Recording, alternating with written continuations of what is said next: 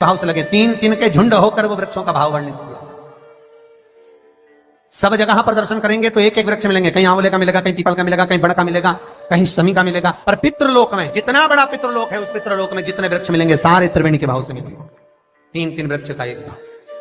इसलिए हमारे यहाँ त्रिवेणी की जरा महत्वता रहती है पूर्वजों के लिए, पितरों के लिए। पर शिव महापुराण की कथा कहती है त्रिवेणी का पौधा घर में नहीं लगाया जाता। कई कई लोग इतने चतुर होते हैं कि घर में ही त्रिवेणी लगा लेते हैं कि गमले में आंवला लगा लिया, पीपल लगा लिया, बड़ लगा लिया। तो ये त्रिवेणी का जो पौधा होता है ये बाहर होना चाहिए, घर के अंदर नहीं होना चाहिए। हाँ, आंवले का पेड़ आप अलग से लगा लो, चल जाएगा। पीपल का पौधा छोटा लगाओगे, थोड़ा समय तक, जब तक पीपल बड़ा ना हो, तुम्हारे सिर पर छाया ना ही हो, तब तक तो आप घर के अंदर लगा सकते हो। पर पीपल बड़ा हो जाए और उसकी छाया आपके सिर पर आने लगे तो उस पीपल को घर में नहीं रखना, उसको बाहर लगा दो। आंवले का पौधा आपको बड़ का पौधा छोटा हो, उसकी छाया ना पड़े, तब तक आप पूजन के लिए लगा लो, मना नहीं है। पर बाद में जब छाया सिर पे आने लगे तो बड़ को भी आपको बाहर लगाना पड़ेगा। केवल आंवले का पौधा ऐसा होता है जो घर के अंदर आप लगा सकते हो। शमी का पौधा घर में लगा सकते हो, पर शमी का पौधा भी जब बड़पन में आ जाए, बड़ा हो जाए, तब उसको भी हटाना पड़ता है। शंकर भगवान को जो बेलपत्र चढ़ती है, शमी पत्र चढ़ता है, उसमें बेलपत्र का जो पौधा है वो परमानेंट कितना भी बड़ा हो जाए वो सुख देगा। पर शमी का पौधा भी ज्यादा बड़ा होगा तो वो आपको हटाना पड़ेगा, ले जाकर लगाना पड़ेगा। छोटा है चले, पर निवेदन है कि बड़, पीपल और आंवले की त्रिवेणी आप गमले के अंदर ना बनो। आप गमले के अंदर, कई माताओं की आदत है त्रिवेणी कहां पूजने जाएंगे, त्रिवेणी पे कहां दिया लगाने जाएंगे, तो गमले में त्रिवेणी बना लो, बड़ का पौधा भी लगा लो उसी के अंदर, उसी में आंवले का, उसी में पीपल। वो शिव महापुराण वर्णन नहीं करती। त्रिवेणी घर में, त्रिवेणी बाहर, त्रिवेणी का पौधा बाहर होगा, घर के अंदर नहीं। क्यों? शिव महापुराण की कथा में स्पष्ट कहा गया, जहां त्रिवेणी का पौधा गमले के अंदर होता है, वहां उस स्थान पर महाराज कहीं ना कहीं क्लेश का भाव होता है, उस घर में शांति नहीं होती। क्यों?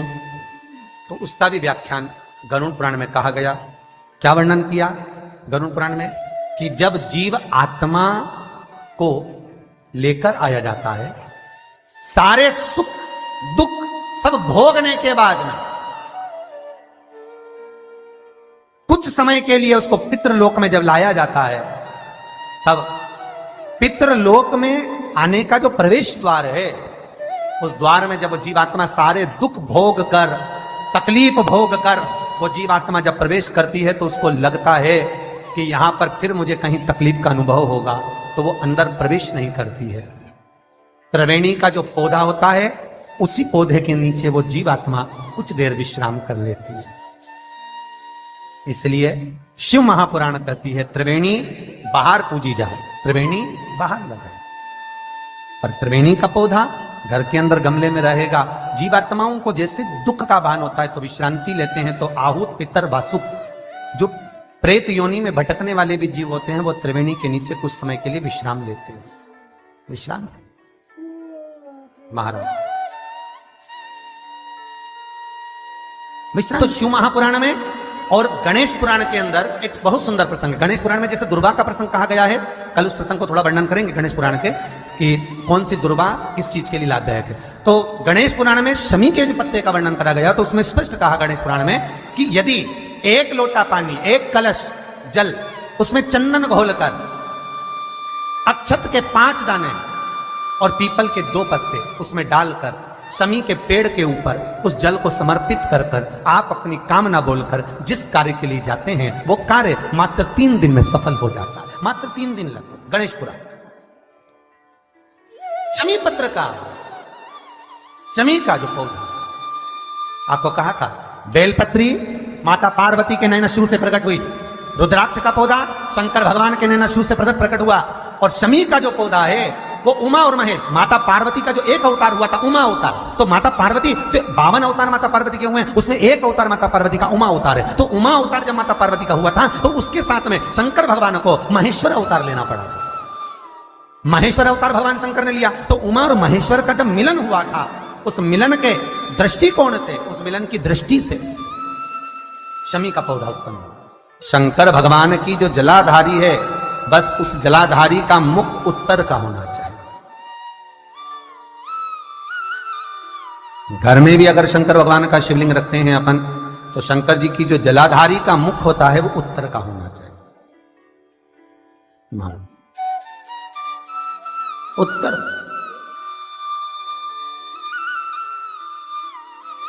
भगवान को जब भी बेलपत्र आप शिवलिंग पर समर्पित करते हैं तो ये डंडी का मुख आप जहां बैठकर कर रहे हो, आप उधर बैठे हो, इधर बैठे हो, इधर बैठे हो, जहां तुम भगवान शंकर के सामने बैठे हो, इस डंडी का मुख तुम जिस जगह पर बैठकर बेलपत्र समर्पित कर रहे हो, तुम जिस जगह बैठकर बेलपत्र चढ़ा रहे हो, तुम जिस जगह बैठकर बेलपत्र को भगवान शिव को समर्पित कर रहे हो, इस डंडी का मुख आपके ठीक विपरीतता के भाव में होना चाहिए।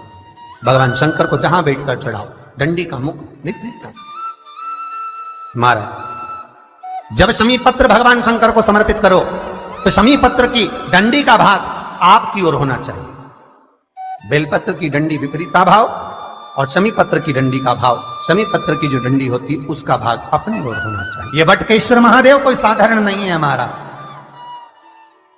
अदालत में केस चल रहा हो, प्रशासनिक कोई परेशानी आ रही हो, कोई एग्जाम निकल नहीं रहा हो, कोई केस अदालत में चल रहा है, नहीं निपट रहा, बड़ के पेड़ के नीचे शिवलिंग का निर्माण करिए और शिवलिंग का निर्माण कर कर, पूजन कर कर, घी का घृत का दिया लगाकर दही चढ़ाइए। उस दही को वापिस हाथ से चम्मच में निकाल लीजिए। उस दही को रख लो, शिव जी की पूजन अर्चना कर कर भगवान भोलेनाथ के शिवलिंग का विसर्जन कर आओ। दही जो चम्मच में निकाला है उसको एक रुमाल में लगा लीजिए, चाहे स्वस्तिक बना लो, चाहे छापा लगा लो, बिंदी लगा लो। उस रुमाल को जिस एग्जाम में बैठ रहे हो उसमें जेब में रखकर ले जाइए। अदालत जा रहे हो तो उसको अपनी जेब में रखकर लेकर जाइए। महाराज, बटकेश्वर महादेव का पूजन, बटकेश्वर महादेव का स्मरण, बटकेश्वर महादेव की आराधना, बटकेश्वर महादेव का नाम जाप, बटकेश्वर महादेव की अर्चना फल दे दे। बटकेश्वर